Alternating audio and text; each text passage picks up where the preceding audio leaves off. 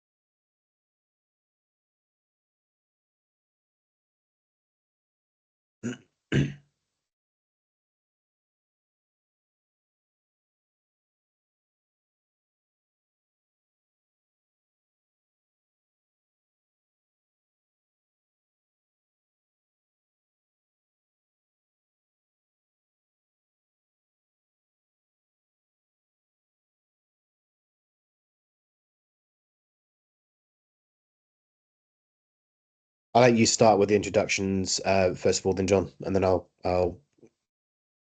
when Okay. when you want to start, Give me a couple of once you- minutes and then we'll start. I then think I'll it's yeah. 11:59 now. We'll give them 2 more minutes to come on. Looks like a lot of people registered, so they'll probably be coming on in the right around now. Yeah, it's starting to fill up quick, so.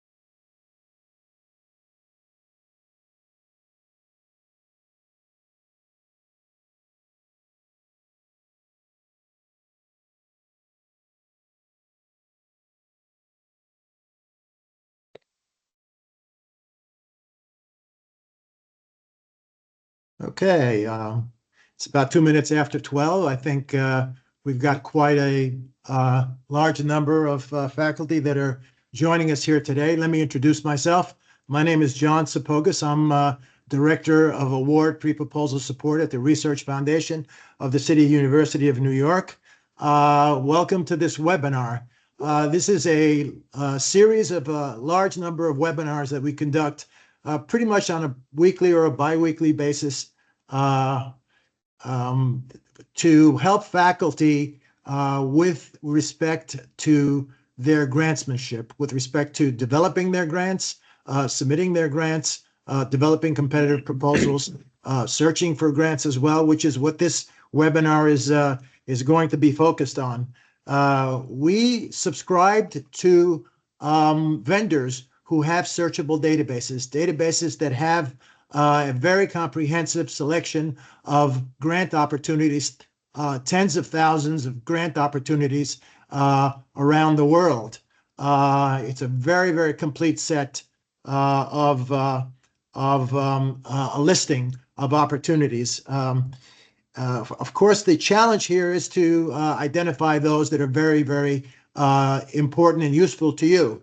And we have Andy Bell here today, who is the Pivot RP Customer Success Manager, who's going to kind of take you through this online tool that will help you connect with your, connect and identify these opportunities. Let me just say a few words about our office. We have a number of different activities. One of them is, of course, providing support for these searchable databases, making this tool available to faculty. The second thing is we have an online mechanism by which you can request from us, once you've completed your proposal, peer review. And we'll conduct an internal peer review on your proposal, and also search for external reviewers to help you strengthen your proposal prior to its submission. We also will conduct consultations with you, regardless of where you are in the development of your research and your proposal, to help guide you search for external funding. And we also conduct webinars, other than webinars like these where we're searching for databases. These webinars are focused on helping you develop your proposal, writing your project description, writing your project summary, in general, strengthening your proposal. So our office is kind of a one-stop shop for helping you develop your grant for external funding. Please let me introduce Andy Bell now, who is the Customer Success Manager, who will carry you through the rest of this webinar. Thank you. Thanks very much, John. It's a pleasure to meet you all. So first of all, I'm just going to go through a short 5, maybe 10-minute presentation, just to kind of go over what Pivot RP is, why it exists, and obviously how it can help you. Then we'll kind of jump into the site live, and we'll go through certain aspects of the site to help you use it, be able to sort of access it, and kind of go from there. So if you bear with me for 1 second, I'm just going to share my screen. So I'm assuming everyone can see the screen. Yep. Fantastic. Okay. So Pivot RP is it's a resource. Let me just, sorry, I've got into the right place. Sorry. It's a resource that's available. So it accelerates the research process by providing access to the most comprehensive global source of funding opportunities, facilitating collaborator discovery, and offering insights and shortcuts to help research organizations win a larger share of available funding. Pivot RP unifies the Pivot platform and the Research Professional Funding Solution platform, together serving hundreds of the world's leading research institutions, and customers also benefit from timely and trusted information from Research Professional News, which is the independent news function that we have tied to Pivot RP. So what is Pivot RP? So Pivot RP is kind of the three kind of columns there, what makes Pivot RP. So first of all, it's the funding database. That's the most important part of what we do. And essentially, it's a global comprehensive database of funding opportunities across the world, from public, private, and non-profit funders across the world. Everything's manually curated by a team. So we have a team of 26 people who are monitoring the funding landscape. So kind of constantly giving you updates of when new funding opportunities are added and changed, and details and what have you changed as well. And everything is eligibility verified for you as an institution. So what you see in the search results is something that you as an institution in the US can apply for. We have Funding Insight, which is the awards database, opportunity profiles, conferences, and papers invited. It gives you kind of better insight into what's going on with those funding opportunities. You can see who's won opportunities in the past. You can see if it's, you can make more educated decisions about what it is you apply for based on a particular funding opportunity that might have been won by a particular type of institution over and over again for the last 10 years. So you can make sort of more educated decision about what you apply for. Then there's the technology that kind of binds it all together. So the technology allows for faceted search navigation, taking an existing search, drilling it down further, saving your own searches, tracking funding and alerts, and tracking and saving search results so that you're kept up to date with the information that you're interested in seeing on a regular basis. This all links to calendars. We have newsletter functionality, which is not necessarily for conversation that we talk about here, because obviously that's an admin only functionality. And then we have something called researcher profiles, which is something that allows you to receive advisor alerts based on your kind of recommendations of funding opportunities that you might be interested in that kind of match your work profile, and allows you to collaborate with other users across your institution and outside of your institutions. So, and then the fourth thing that we talk about as well normally is we have the news function, which is the independent news function of what's going on within the world of research. That's something that can be added as well. So the funding database has a global reach. It's easily filtered by what it is you're looking for. As I said before, it has international, regional funders who are providing funding for a broad spectrum. Everything's all competitive though, so anything that you look for within the site will all be competitive type of funding, from research grants to postdoctoral awards to travel awards to clinical trials if you're in that kind of area, and plenty more. And as I said, everything's pre-filtered by for eligibility as well. So our team that are monitoring the funding landscape are making sure that what's tagged for the US is what's available for people within the US. So to go a bit more about that particular team. So every opportunity in Pivot is optimized for discovery. So we have a team of highly skilled editors, so real humans, who are manually reviewing, aggregating, and updating every funding opportunity in our system.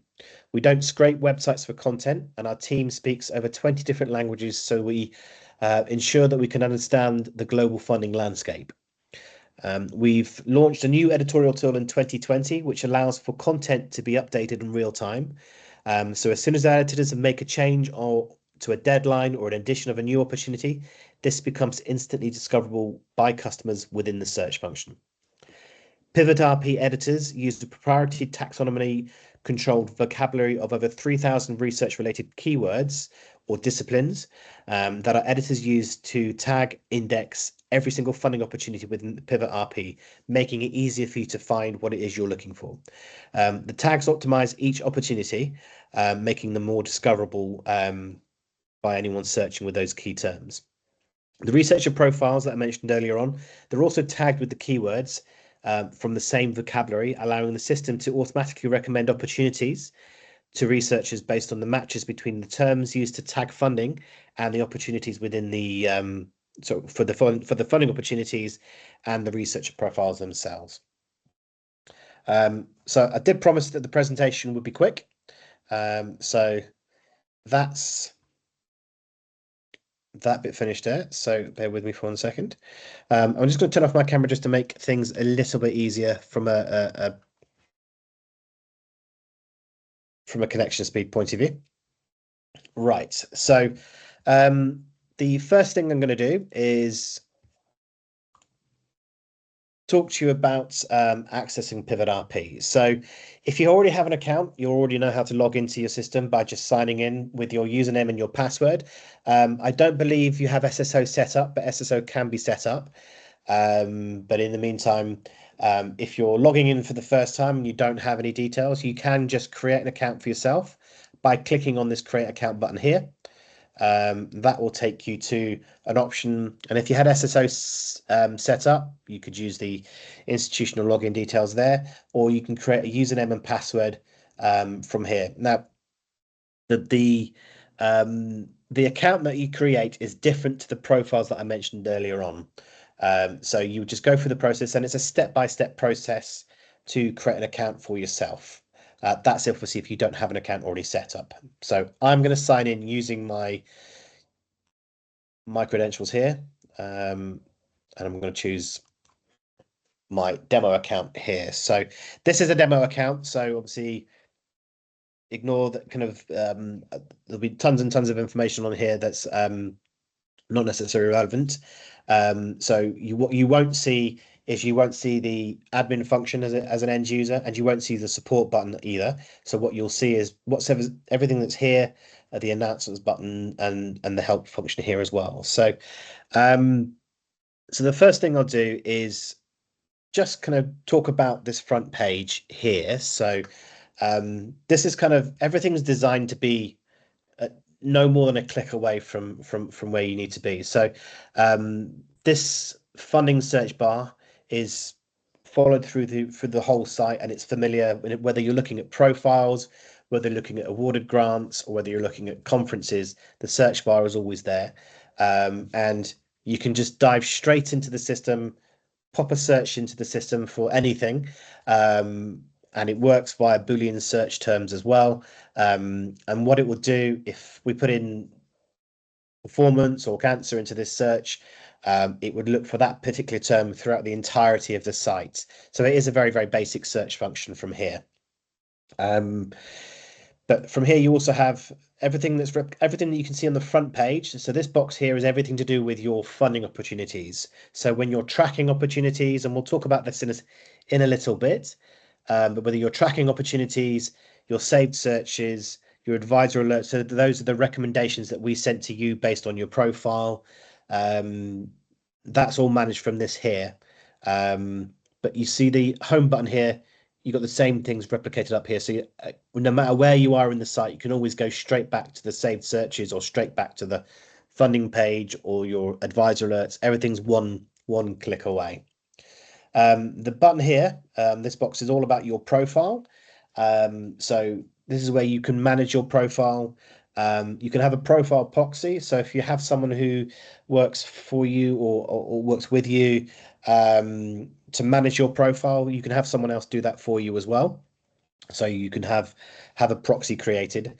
You can join groups. So the institution can create different groups for you to join. So think of the groups as the schools or the departments that you work in, and it allows for communication for things like newsletters that can be created by the administration team and sent out to groups of people. So if you join a specific group that's relevant to you, that means you'll get the information that's based on, so you'll receive alerts that are sent out by your administration or your research office to that particular team. So it's important to join the right teams as well. So the next thing we'll kind of talk about is your profile. So I'm going to jump into my profile. I'm not an academic, so my profile is very, very basic. So I will show you one that looks pretty good in how it can look. But you'll be created. So when you click on the profiles button, you'll be asked to claim a profile. If you haven't done already, you can claim a profile or create a profile. I've got an edit button here, so that's the option I've got for. But when you click on the claim a profile or create a profile, you can put as much information here as you want. The more information you put into this particular section, the better the recommendations are going to be. Now, recommendations aren't as good as doing a specific search, but it will look at it uses an algorithm to look at the keywords if you've assigned yourself, the previous bodies of work that you've done, and that kind of stuff. And it sounds like a big job to create your profile, but it really isn't. The bits on this first page here, if you link it to your ORCID ID, we have an integration with ORCID, so it will pull information from ORCID into your profile. You can connect to your Web of Science ID. The really, really important things to do is to put in your affiliations or the institution that you work for, and institutions you've worked for in the past. But your keywords, those are the really important ones to add, because a lot of the driving force behind the recommendations is based on keywords as well as other things in here.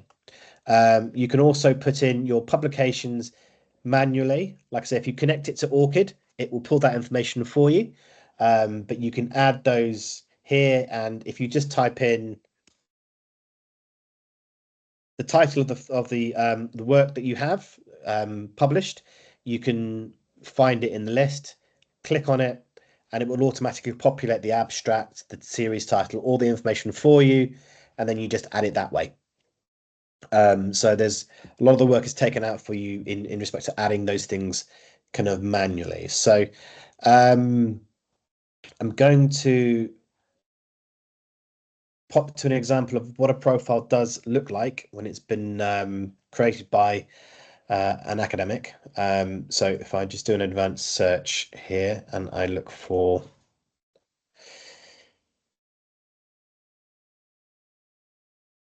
so this is a person who works for us, but she's also happens to be has worked as a professor as well. So she's actually got a legitimate profile.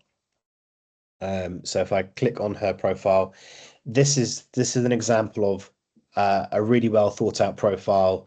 You can see she's got her personal website, she's got her Orchid IDs in here, she's got her Web of Science ID, expertise. You can see all the keywords that she's put in for herself. The Web of Science metrics will pull into here as well. So if you've got a Web of Science account, you can click through to the information on there as well. And you can see all of these publications that she's been a part of or written, all listed here. And this all helps to build your profile for you. And so this all helps to build the recommendations that you receive, and then some grants that she's won in the past as well. So that's just a really good example of how a profile can look. The profiles serve two functions. As I've already discussed, it serves the function of receiving or sending you recommendations of funding alerts that might be of interest to you. It also allows you to collaborate with other people within the institution. So if we go to the profiles section here, if you search for a funding opportunity, it will show you how many people match that funding opportunity based on their profile. But if you did a search, you could search for a number of different people. So we just search for a very generic term, business, and search. Here, it allows you to, and you can filter these searches here as well, but it allows you to find people that you might want to collaborate with, both internal to your institution or external to your institution. So it's a really good way of finding other people that you might want to work with and collaborate with from a profiles point of view. So you can just search for profiles within the ecosystem of Pivot RP, not outside of the ecosystem. But it allows you to then kind of do that search as well. So I'll mention how that fits into the search function. But this is how you essentially manage your profile, how you create your profile, how you edit your profile. Everything's kind of very step by step. But you can take a tour as well to give you further information about best practice for creating a profile. But yeah, so that just kind of gives you an example of the profile function. It's quite self-explanatory. Everything's step by step. But as I say, it can all be managed from the profile groups section. So the next thing I want to talk about is and feel free to kind of throw questions into the chat room. I don't think mics are turned on necessarily. I think so. So you can pop questions into the chat room. And we'll kind of review some of those towards the end as well. So I do see there's one question so far from Jill, which is the focus has been on science. How does Pivot work with other disciplines, or does it? So it does work with every single discipline. When we do a search, when we go through the search function, we can explain that in a bit more detail for yourself. But it's obviously STEM is obviously always going to be the most popular area, lots more funding in that kind of area, but we cover the whole spectrum.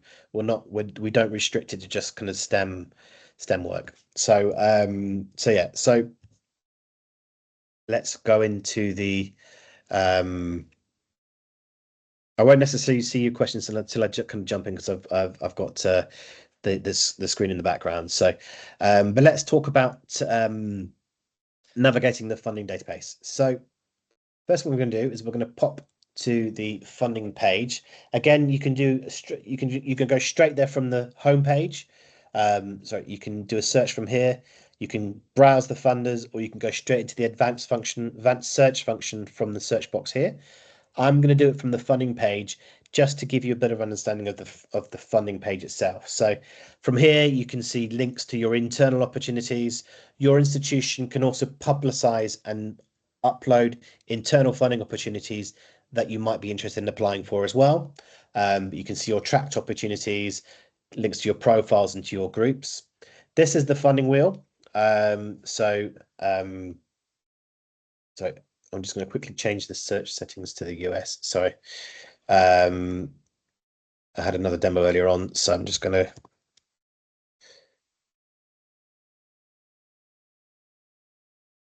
Right. Okay. So here we go. Right. Okay. So everything will be in dollars now. So this is the funding wheel. So this just gives you an idea. There's $118.52 billion worth of funding across the site from all disciplines, all countries, and different types of awards as well. So, but it just gives you an idea. You can kind of filter through and you can see, to kind of answer Jill's question earlier on, there's, the bulk of it is for natural physical sciences, mathematics and technology. And you can see how it kind of drills down further into the different types of sciences. But also there is, sorry, you can see the different areas. So social sciences, health and medicine, engineering, energy sciences, education, sustainability, business management, commerce, agriculture, food sciences, and so on. And you can kind of see this just allows you to kind of drill down through the different hierarchical tree that we have with regards to the different areas that we cover. So here's the search bar across the top. Again, same familiar search bar. You can throw in a generic search into the search bar here. You can search all fields, you can search by funder, or you can search by keyword. There are some search tips here as well. What I'm going to do and what I would suggest is the most prudent course of action for creating a search is just pop into the advanced function. That's how I would always build a search, because the very generic search is always going to not be specific enough for you. So everything in white across the top is anything that you want to add into a search. Anything in gray is anything you want to take out of a search, so excluding those opportunities. And like I say, everything is kind of self-explanatory. A lot of people jump straight into this first section here at the top, which is the find opportunities, sorry, which is basically keywords or kind of free text. It works very much in a Boolean style search. You can string in different terminologies. You can either search all fields, or you can search the abstracts only, or you can search just the titles, funder ID, CFDA number. However, I recommend that this is not the main basis of your search. I would suggest you start your search with a keyword, because that specifically looks at the disciplines, because everything in the system has been designated a keyword, because obviously everyone speaks different languages, and even with the English language, everyone's has different ways of saying things, and things are referred to slightly differently. So having consistent keywords means that everything is specific, and there's no room. You don't miss things because of either slightly different spellings or ways of referring to things by the funders themselves. So our team is allocating those keywords. So I would recommend that you use this bit to filter down or kind of specify your search a bit better, but I always start with the keyword. And this is, I'll go into this in a second, because this is probably what I would explain is what I would say is the best way to build a search, and your starting point for building a search, I should say. But just so you understand, there's the ability to add, you can search by funder. If you know the funder's name, you can search by the amount. So you only want to see things above $10,000 or below $10,000. You can search via deadlines. You can search via, and everything has this little I button here to give you information about it as well. So there's limited submissions. So whether you want to, if you're looking for limited submission work, the applicant institution location is already sorted for your institution. So you will already see opportunities that are available to you as an institution in the US. But you've got activity, location, citizenship. Now, the things that will be of interest to a search is the funding type. So you can specify the type of funding, whether it's an artistic pursuit, clinical trial. Most of the things that you'll probably spend your time on is looking for research project grants and innovation, because 9 times out of 10, that's what the grant will be for. But you can specify the type of funding that you're looking for. Again, we'll come back to the keyword section because this is probably the most important part of creating a search. You can specify the applicant type. So as an academic institution, you would click academic institution, but you can see there's lots of different areas that you can choose as an applicant type. You can choose your career stage. So whether you're at early career, emerging field, graduate, mid-career, you can specify the type of funding that's specifically for your career stage. You can look at the funded type, so you can specify whether that funding is coming from the government, whether it's coming from a private sector, whether it's coming from a non-profit organization. You can specify the type of funding that you're getting. You can also specify the country of funder and when it was added. So you might want to see, you might create a search and say, I want to see things added within the last 7 days, and maybe track it every 7 days or every 14 days or something like that. So I've gone through just briefly what those different terminologies are. Keyword is where I would spend most of your time building a search, and this is how I would suggest you kind of start. So if your specialism, and I'm going to use cancer because there's lots of variations of this. It's a good example to use. So you can just type in the area that you're looking for, and you can see that cancer falls under health and medicine, disease, cancer, carcinogenics, and then the different variations of cancer.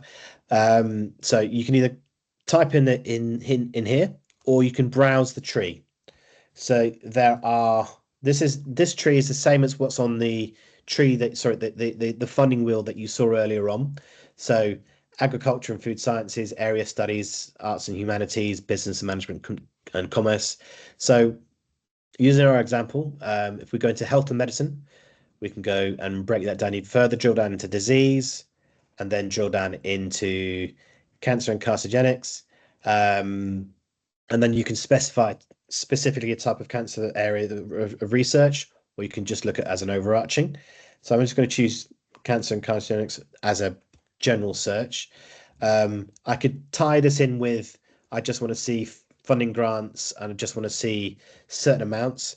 I'm not going to do that here, but then I might want to tie it in with a specific keyword. So there's some areas that don't necessarily fall under the terminology or the keyword. So you could tie that in with some of these keywords here. These matching fields that you could add here, and then just click search. So there are 510 results that fit under the area for cancer, and you can see it's already set to the applicant institution as the United States. Actually, I think I've chosen the wrong selection there, but we'll come back to that. So you can see here, this is how your search has been built here. You can click more and see more. You can go back into the advanced search function. You can save this search. So if you save it, call it what you want to call it. I'm going to call this and then it'll automatically be ticked with this box here. So if you don't want to be alerted with new funding opportunities pertaining to this particular search, untick this box. The default setting is for it to be ticked, and then we kind of save that there. Everything that you do within the site is for you and for you alone. So you won't see other people's searches unless the admin team curate a search that you can then jump onto. But everything, unless it's been curated, you'll only see your own information on the site. You won't see other people's. So when you go into search, say, for example, you create yourself, I would recommend within your area of study, create a broad overarching search that covers your area of research um, more generically. That way you can come into it and you can use these functions on the left-hand side here to drill down even further. So you've got these facets on the left-hand side. I only want to see things in the last 30 days. I want to see limited submission, not limited submission. I want to see things that are anticipated or confirmed. We're tracking, not only are we tracking confirmed opportunities, but we're also tracking opportunities that we've been made aware of, that we know are coming up, or are regular opportunities that we know are always being generated every single year. But you can filter on the funding types, the funder types, the applicant types. So you've got all that information here that you can kind of filter it down from. And the idea being that once you've done your search in the area that you're looking for, and you've saved it and you've set your alert up so that you receive alerts, you can go through. And the idea being that is that you've got this little spyglass here, so you don't have to jump into the funding opportunity itself.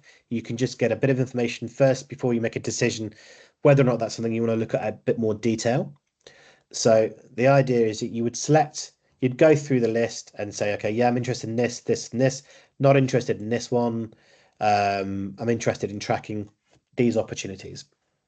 So what you can do is you can track them. So when you track them, you can either track them and add them to an existing search tag. So this is a static list of funding opportunities that doesn't change, that you're specifically tracking. So you can either create a new tag, or you can add them to an existing tag. You can see this email when updated is already ticked for you. This will just alert you if the date changes on any of those funding opportunities, or there's any policy changes. You'll be made aware of those because you're tracking those funding opportunities. Now, you can share those funding opportunities. So if you choose to share them, you can share them internal to your organization. You can select groups of people that have been kind of set up from an admin point of view, or you can send them to individual email addresses. Now, that doesn't have to necessarily be somebody within your institution. You can send it outside to an email address that doesn't exist within the system. If you do that, the person who receives that email will be able to access that funding opportunity for 2 weeks, and they won't have full access to the site. They'll just have access to that particular bit of information on the funding opportunity itself. So you can share it that way. If you choose to export it, put it into your own spreadsheet, have your own system or a way of managing it, you can export them into a variety of different formats: HTML, Excel, ASIC2, tag text, and MS Doc, and how it's exported here for you. If you're not interested in them, just dismiss them. And the curate function is an admin only function, so you won't necessarily see that. So before we can jump into some of those funding opportunities, I just want to show you the calendar view. So you can add these opportunities to your calendar. So if we go click on the calendar function here, you have the opportunity to either download it as a static file, so you can add it to your calendar. Obviously, if you do that, it's a static file, nothing changes. Any updates you won't be kept aware of on the calendar side of things. You'll obviously still receive your emails. But if you subscribe to it, here you can subscribe to iCal, Google Calendar, Outlook. But if you subscribe to it, you're subscribing it to it live. So it's the dynamic version, and allows you to see those. So if a date changes on that funding opportunity, it will change it in your calendar as well. So that's the difference between having it static or having it as a dynamic subscribe. Obviously, you don't want them to be in your diary on the day that the deadline is there, because obviously that gives you no time to make that application. You might want 30 days before the application due date. So you can say, I want them to appear in my diary 30 days, 30 days before they're due to appear. And then that changes how they appear in the calendar. So it'll be but that number of days is entirely up to you. But yeah, so you can have it like this instance, we've got it 30 days before the calendar, and you can update it for you. So that's a great function to use to track any of the funding opportunities that you're you're looking through. So I'm just going to jump into a particular funding opportunity here. So you can see here, it tells you the name of the funding opportunity, a link directly to the funding opportunity on the funder's website, details about the funder itself, how much it is, the abstract, which is curated by our team. It's manually curated, so you don't have to see all the information. You can see what it is just from a couple of short paragraphs. The eligibility criteria are kind of set here. These are the keywords that it's tagged with, and all the deadlines are kind of here as well. You can add your own deadline in there as well if you wanted to. Again, from an individual point of view, you can see we're tracking this already, but you can share it, curate. You can't obviously create it in this in a non-admin view, but you can share it or track it. You can directly contact the funder themselves, and also I mentioned earlier on the profiles that you can collaborate with. So you can do it in reverse. So I showed you how to search the profile section on the site. This allows you to do it in the other way. So from a funding opportunity, it tells you how many people sit on the site that match that criteria. So you'll see it both internal, you'll see a link to internal to your institution and a link to outside of your institution. And obviously this is a demo account, so obviously quite a lot of numbers here. But you can just see that these people fit the criteria for anything on that funding results, and you can filter that on the left hand side or by institution name as well. So that's just part of the collaboration option there. So that's basically how you deal and how you manage the funding opportunities. I'm going to go into the tracked, searched, saved opportunities section. So we're just going to go to the track. So basically, you've got tracked opportunities. So here are all the tracked opportunities that we mentioned earlier on. We can see them just by how I've tagged them. So I've got 4 tags here. So I've got one for cancer, one for engineering, one for history, and one for science. Yeah, you can. So this is looking at that particular list. These are the ones that we're tracking. You can delete your expired list. You can see them in the calendar view. You can see the deadline views. But this is where you manage your tracked opportunities and your saved searches. So if you go into the options here, you can share it. You can untrack it. You can edit the tags, add it to your calendar, curate it, put a deadline reminder on it for you, see who else is shared with, and see who else is interested in this opportunity within your institution as well. So that's the static view of tracked opportunities. You can go into your saved searches here. So this is where you can manage your saved searches. I've got a number of saved searches here. Ignore the curated search. This is a bit for the admin side of things. But if anything's been shared with you, you'll see it in the curated section here, or in this curated section here. So you can see that these are the new results for September 2029, and this is all the results and how many email alerts have been created for them. Again, you can manage those searches. So everything in the search is dynamic. It's always being updated. You can turn your alerts off, turn them back on again. But you can manage those searches from here. So if you popped into this one, for example, there's your search results. These are all the new ones, and you can click on all of them, how they're sorted by, and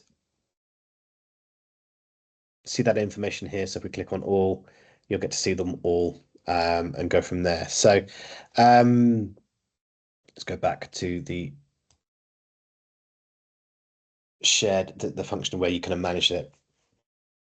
Again, you can do it from the home page as well. So I'm just going to go back to that page. Bear with me there. My internet speed's a little bit slow today. Anything that's been shared with you, anything that you've shared will appear in here. Anything that you've received, anything that's been shared with you will be kind of listed here. The advisor alerts, those are sat in here. And those are the ones that are the recommendations based on your profile. Here's the option to tick or untick the weekly advisor alert email. So you can have them sent to your inbox. So as soon as a new funding opportunity matches your profile, if you've got it ticked here, you'll receive that alert via email there as well.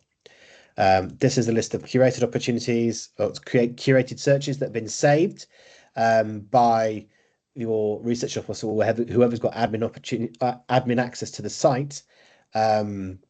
And you can pop in here and see those searches, and then you can take one of these searches and save it for yourself. So the idea being is if the research office creates a generic search term for a number of different departments, for example, then you could go into that search term and then you could save that as your own search, essentially. And then there's the list for internal funding opportunities. Those are opportunities that have been sent in via or uploaded by your institution, that are made by your institution for you to apply for as well. So that's essentially a very quick whistle-stop tour of the site.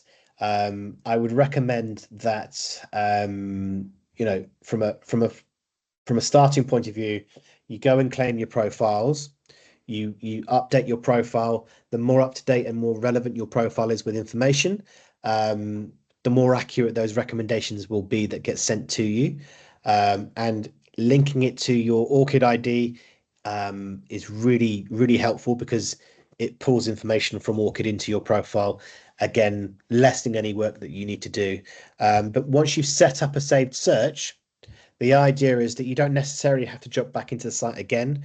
You can set up a saved search and then it will send you updated funding opportunities based on that search. So once you've done it once, you don't have to do it again if you're covering kind of all of that scope there. So I would quickly kind of just mention just some of the other tabs that we've got here. You've got the conferences and papers invited section. Again, it's searchable in much the same way. You can browse by subject, and you can filter out the results and the different conferences and papers invited. And then you also have the awarded grant section. The awarded grant section covers the main funders, doesn't cover every funder because obviously there's far too many previously awarded grants out there to track every single one of them. So we track quite a number of funding opportunities. So to give you an idea, if we went to the European Research Council, see how many we're tracking of these. So it just means that if there's a funding opportunity that you're interested in, that's a repeat funding opportunity, you can come in here and see who's won that in the past. So they're broken down by year, by institution. But if you kind of click on one of them, for example, it gives you details about who won it, what the abstract was, how much it was for, what the grant title was for, and various other bits of information, just so you're better armed and forewarned about those applications, again, so you can make more informed decisions about what it is you apply for. And with that, that leaves us 15 minutes to for any questions. So Andy, there's one question.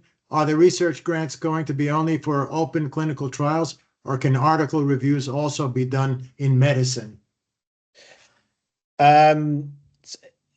I'd have to double check on that one. I mean, if it's a competitive grant, it'll be on the site. If it's not a competitive grant, it won't be on the site. Right. And I know NIH does announce all of its grants, and they are listed in Pivot. But some of them are clinical trials, some of them are not clinical trials, and they announce them that way. So you may have to go into Pivot, look at what NIH has announced, and then search within the website for those that are clinical trials or not. Well, yeah, but you can also specify that within the funding type. So, Yeah. So things that are listed as clinical trials or listed as something else will be listed in here. So you could pop into the you could put the funder name in there, the NRIHI. So getting it the right way. Sorry. You can browse that funder, and you can search for just clinical trials or other things. But Yeah, I'd have to double check on that question for you. Yep. And there's another question. Is there a cheat sheet with search directions? Yeah, so there is. So if you come to the funding page, you've got search tips here. So those search tips can be linked to here. This is kind of essentially like the cheat sheet. We also have if you come into the help function here, we have a YouTube channel. We have a training center. We don't actually we suggest to people to go to the training center first because that's much more applicable. So you can see all the different functionalities. So setting up searches, basic searches, that kind of stuff. Or you can go to the YouTube channel and you can see short videos. Every video is 4 or 5 minutes long. Some are shorter, some are a little bit longer. But there'll be one specifically to doing a search, best practices for search, that kind of stuff. So they're all a nice little bite-sized chunk videos. And also you can reach out to us as well if you need help. But yeah, the idea being is that they're all there as well. But if you want search tips, that'll take you straight to essentially the search tip cheat sheet. Andy, I was wondering if you can open up the microphones to let people ask the question. I can certainly have a go. Um, I don't know. Let me just have a quick look. I'm not sure how to. Sorry, it's been done slightly differently today, so it'll be in here.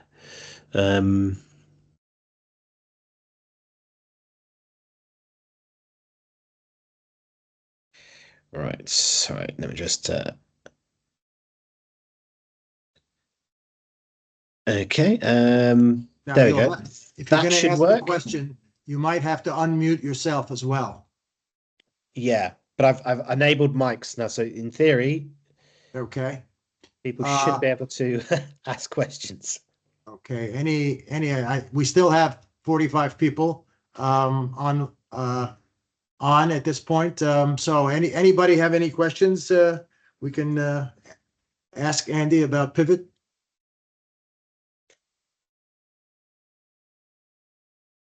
You can also use the chat. Type your message in and send it to us. Yeah, the settings should allow for the mic to be opened up now. So that will allow. Yeah, that's open now. So that either means I've done my job really well. It's been very good. I have a question. Yes, go right ahead. Just as I said, that was the case. Okay. I'm Professor Ramsden from Hostos Community College. I just put in a group. So what will happen with this group? And I added some members. So the groups kind of exist for a number of different reasons. So the idea behind the groups is if you make them publicly available so that you can see them publicly, then other people can join that group.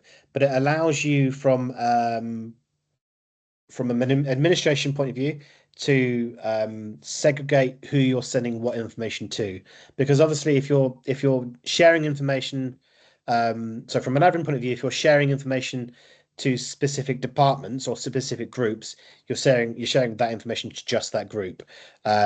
So it just makes it easier for say the research officer or an administrator to be able to communicate with those groups specifically. So how do I make it?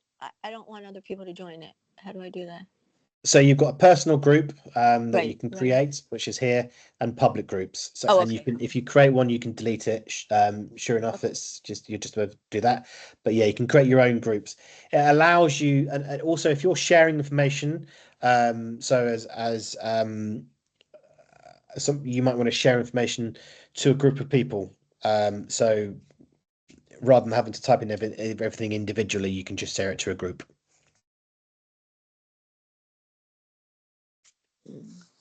Does that help, or does it?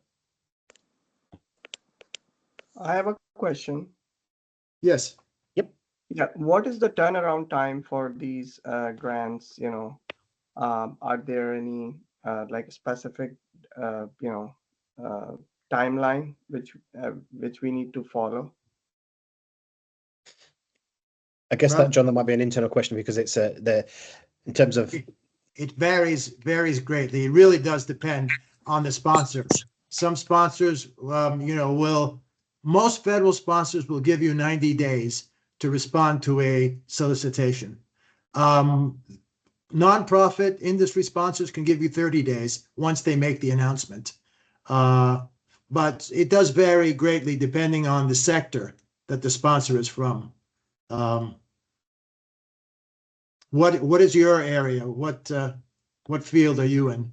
I'm a instructor at CUNY, College of Staten Island, and I'm a medical doctor. So I'm usually interested in research and medicine. Yeah, So so that you would be know, NIH, and NIH will give you 90 days from the time they make the announcement, to the time that they the time of the deadline date that your proposal needs to be submitted.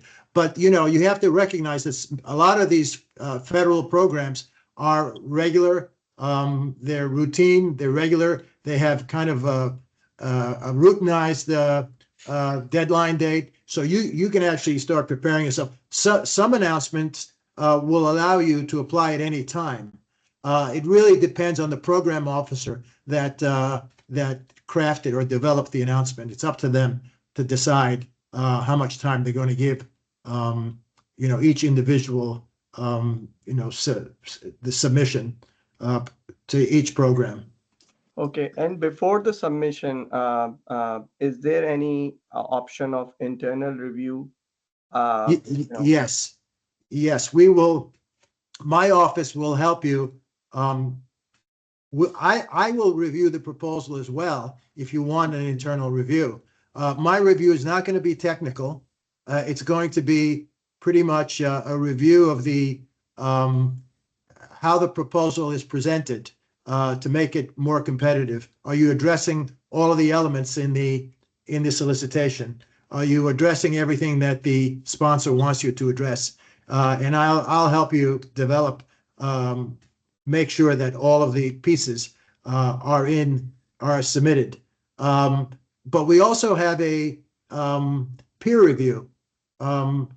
If you send it to us a month before it's due, we will send it out for a technical review. What does that mean? It means we'll contact other doctors, other research doctors, and have them review your proposal and provide you with their comments on the strengths and weaknesses of your proposal.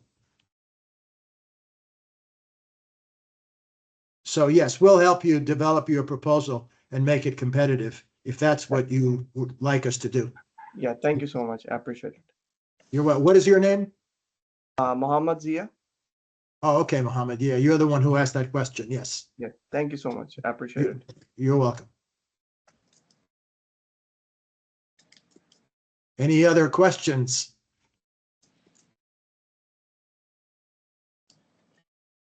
Okay. Anyway, if you have what is the number of projects funded each year? Oh, that's a kind of I mean, there are thousands of solicitations out there. In terms of funding of projects, there are hundreds of thousands of projects that are funded every year, just from the federal sector alone. And that's only in the United States. There are many, many millions of projects that are being funded around the world. So this is and these are only competitive grants, right? If you have a connection inside a foundation or a connection with a sponsor, you may submit a proposal and they may fund it just because they like what you've written. So yeah, there are a lot of projects funded every year. And those of you who are thinking of applying, this is something that is a good idea. It'll probably enhance your career. You can add all of these. If you win the proposal, you can add it to your CV, increase your reputation as a faculty member. I mean, there's $118.52 billion worth of funding right now, so it's just a huge. I mean, how long's a piece of string in terms of how much funding is out there? There's absolutely tons, and we cover most of the world, most of the funding opportunities, but there's always we don't necessarily cover smaller state level funding necessarily. The things that you will kind of be aware of just from a state level point of view. But yeah, there's tons and tons out there. Okay, I want to follow up with the proposal asked, the question asked before. So the proposal, should we email you, John, or just submit it through the site? How could we pass to you to have it reviewed, or the technical reviewed? What is the process? What should we do? We email you the proposal, or where should we submit the proposal? So I just sent in the chat box, my email address. Just send me an email. Let me know what you want done. Let me know where you are in your research, and we can talk about what you'd like done. We can discuss your individual circumstances. Thank you. You're welcome, Amy.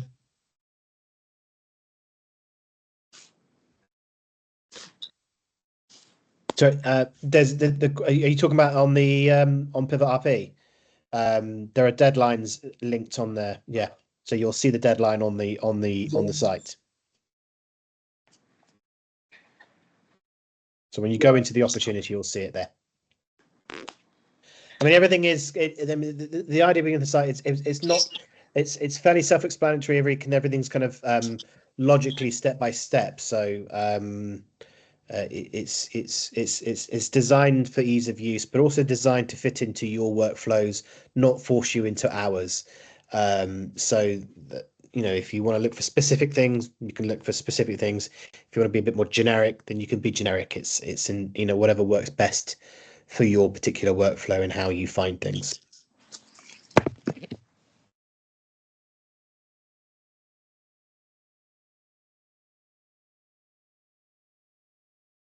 Fantastic. Well, any more questions, or I think the session's been recorded, so you'll have access to that afterwards. But yeah, any other questions, just let me know, and otherwise we'll thank everyone for your time. And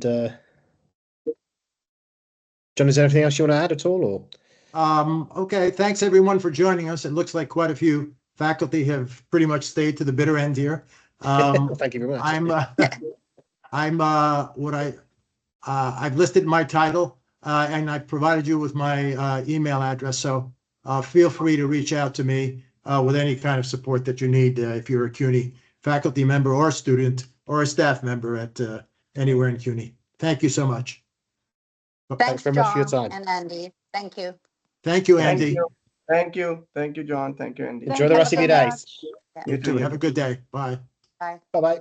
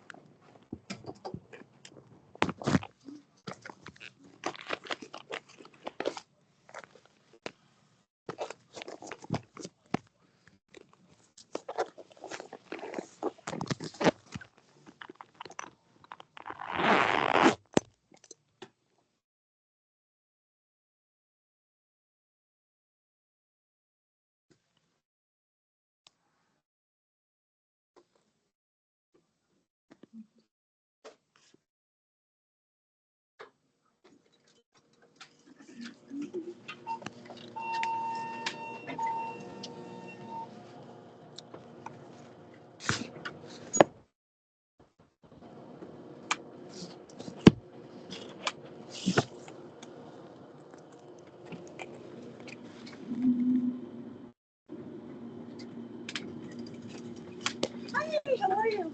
Happy New Year. Yeah, I don't have your email because I send everybody a thing. Do you have my? Ah! I was just thinking about you a second ago It's because so funny. Leslie told me that you took her to a play. We went to She see, loved it. Oh, it was fantastic. And I went last night. We went to see Water for Elephants, which was we cried. The two of us were sitting there crying. We had such a good time. And Yes, last you night told my me. sister Oh, wanted what'd you to see see? The Notebook, which Oh, was my daughter saw that. beautiful. I didn't know how they were going to do it because I know they reimagined it, but it was beautiful.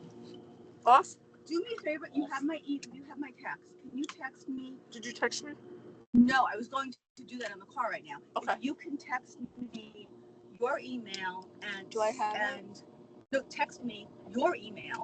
Yeah. What's your phone number? I know you have my phone number. I do. 917. Yeah. Ooh. Yeah. Yeah. 917. Okay, I'm so sorry. 923. Wait. Yeah, they did it. Well, You seen this? I don't know why. Stephen said, and my I never husband understood said. that. Okay, 917. 923 923. 8169. Okay, great. And text me your email and And my- Leslie's email. 'Cause I only have your text. Okay. Right. I just got her email the other day. No, it's nice, but white is very. Look at the angle. Yeah, I like that. Look, it's fine. It's fine. I mean, It's completely. It's just getting a tremendous. I know that's the thing. But it's not when it's not your money, you can spend it. Which is fine. Whatever. It doesn't matter, right? When someone's in charge and you're not in charge, that's the deal. Where are you off? You have air now. You're not exhausted. Where are you off to? Well, I'm supposed to go to my sister's down on 23rd Street. Oh, she doesn't. Yeah, on my mother's apartment. But she doesn't feel good, unfortunately. So we're going to my sister-in-law's last minute in East Hampton for the night. Yours? His. Great. So we're going to East Hampton actually now. Oh wow. Hi. Don't go to East Hampton. Amagansett actually. Why you going? Oh, you want to We're Amagansett? going to You're gonna Amagansett. be there. We're going to my sister-in-law's Oh, okay. for tonight. Oh, so We're that'll be supposed to go to Where- 23rd That's Street. good. She's walking Right. further lane. I Right know. across. That's Oh, nice. that's Does she good. live? Does she live Right there? around the corner. Yeah, from, she has an apartment in the city too. Nice. But From the Nice. mobile the station. primaries out there. Oh Or really? the Ford. Okay. Sound View. We never go. We don't have. My best friend has a house, but Remsenburg. It's right No, it's on before. the road. It's going to, Right before Indian the Wells. West It's Hampton. off Indian It's Wells. like, Okay, like right. before Right. the road Right. goes to one way. Who are you? Yeah, I'm Yeah. for it. You're Her North. parents bought it because they didn't want to spend all that time. I guess. It's like, Hampton Bay. That's Like Also, yeah, like Okay, when yeah. I was growing up in Plainview, we would like. There's a deli. But now everything is Everything is everything beautiful. is beautiful. Not expensive. Okay. Yeah. Yeah. Have a nice holiday. Thank you. You too. We're having it in my apartment. Necknet goes this way, and then also goes around. And Necknet My daughter just shall moved. not go up. Thank you. My daughter just moved out yesterday. We just moved her out yesterday into an apartment. So Yeah, she didn't go too far. 38. So very exciting though. Yes. A lot of details and Day, I was like, I work. don't want to. It was so funny because my husband was in Yeah. the elevator and another man was in the They get elevator, you. and they go, They daughter. Give you a. His daughter wasn't even there, and he was moving her in. But they don't At least my daughter was. It's a nice home. I know. A nice I'm home. like, And then I'm they'll like, give you the head that's count nice. and a picture. Oh my God. I mean, Are you coming back? how are you? You busy? Okay, well, I love you. Happy New All Year. right, so you gotta go. Oh, I'm going this way. I hope it is. Oh, If the elevator goes up. bye. Have a nice holiday. We're gonna enjoy the new Ram. Yeah, right. We're gonna miss it. We're gonna miss out. And it's going to be nice weather. You're lucky. I'm doing me. My daughter's coming back from her apartment that she just moved into. We should leave them on. Where? She's so excited. 38th and parking lot. Of course, where all the kids are. Everybody, it's like an island. It's adorable.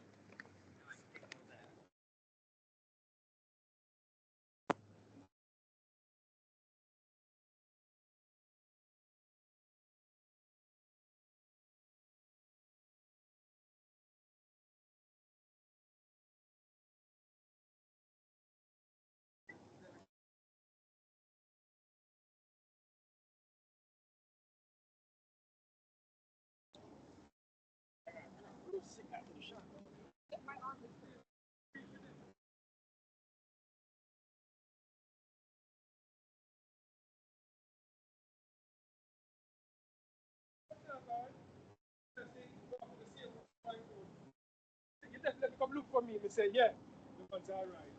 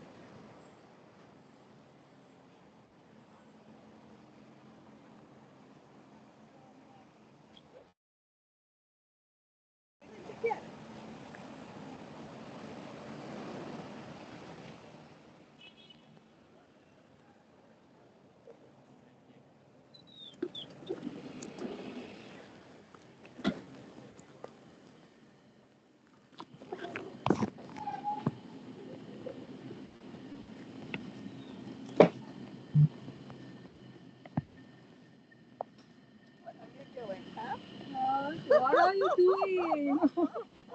How are you? Bread. Bread? Yeah. I know. It's our holiday You doing night. well, place? Oh, no, my daughter just moved into her own apartment. Why? You like it? No, it's fine. I mean, she's so excited. Yeah. Oh, she come back? Oh, she's 38. She was living with us for 2 years Oh. in college, and then she's Oh, living. she's going to go. She's 38th Street now. Oh, So okay. she's all excited. It's nice. Yeah, that's How's your nice. daughter? I see her a lot. She's so Oh, yeah, beautiful. she told me. Yeah, she told me. Yeah, I So, love oh, her. yeah, I didn't see her. So, but I think she's okay. She She's said, good. yeah, she's lovely. Yeah, she's Yes, my she daughter. is. Yeah, She she's is good lovely. How's your son? Yeah, he's good too. He's good Yeah, too. but he's so busy. I never see him. Really? So busy. I am so busy Well, all I'm the glad that you time. get to see her, right? What Yeah. kind of bread do you eat? I usually I do oat this one. Yeah. Or seed, but I don't know this one. So I don't know if this is the orange or not. No. Wait, what's that?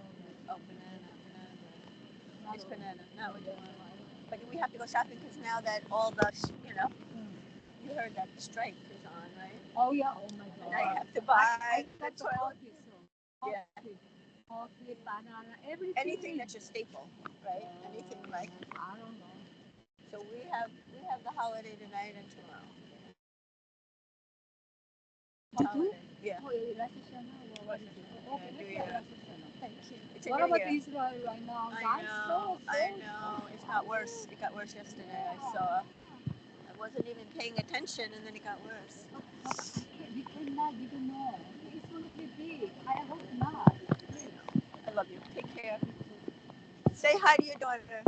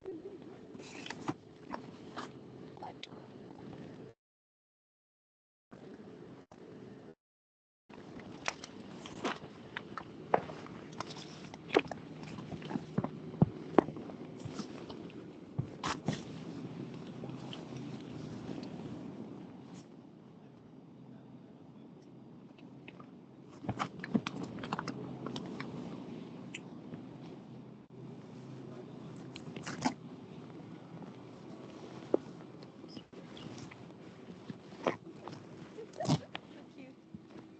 The thing in the middle. Yeah. Oh. I'm sorry. You go ahead. I just want to buy. I forgot. I have to buy food. I always forget.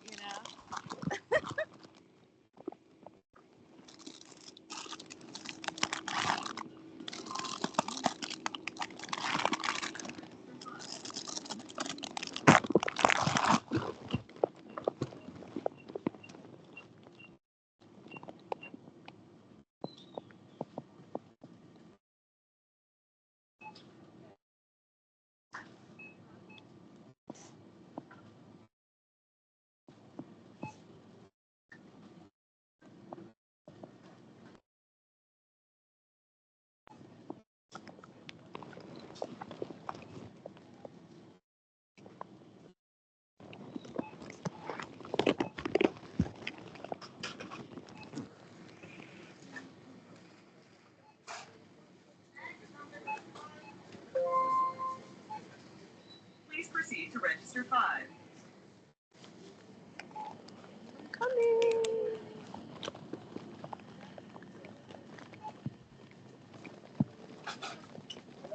Hi. How are you? Okay. No, no. I just want you can just stick it back in these bags. Everything is the same except. Wait, did I? Is there any? Yeah. And this, and this, and then this, and then 5. Yeah. And then 5 of these. take heed of the, you know, the strike, right? I wonder if it's gonna, you know, the shipping, the what do you call them? Workers, you know. Yeah, you go now. I forget what you call it. It's not the shipping. The guys who work on the docks, they're striking. Did you hear that? Yes, which means that everything that comes in by ships and goes out by ships is not going to be. Really? Yes. So then the governor said, don't go buy. Remember, we had to buy toilet paper and remember that over COVID? Yeah, yeah. She said, don't do that. So of course we're going to do that. Yeah, of course, because they say. Because they say don't do that, and of course it's going to be affected. Of course it's going to be affected. Of course, how could it not be, right? Right? Yeah, so you want to like start. Stockpile all my things I eat.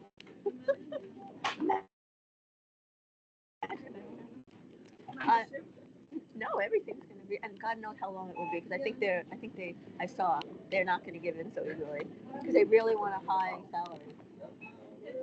Anyway, good for them. I believe. Thank you for sharing. Okay. I didn't. Yeah. 917-865-6262. Good to start. Yeah, and I'm bad. I don't like to stock up. Yeah, me too. I don't have the space. Yeah, who does? And my daughter just moved into her own apartment. I go, you better. We'd have to come home and use our toilet paper. But she will.